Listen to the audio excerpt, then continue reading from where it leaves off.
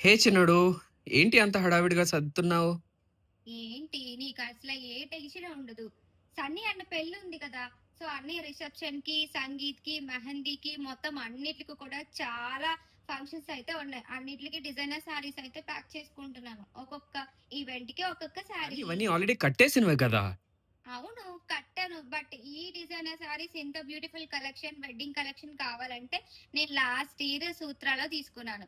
So ఇప్పుడు మళ్ళీ వెళ్ళాలంటే అది ఎక్కడ పెట్టారో తెలీదు, ఏంటో నాకు తెలీదు. అదేంటి? నేను నీకొక అప్డేట్ పంపించాను చూడలేదా? ఏం అప్డేట్? ఒక్క నిమిషం. ఏంటి నిజమా? ఆ!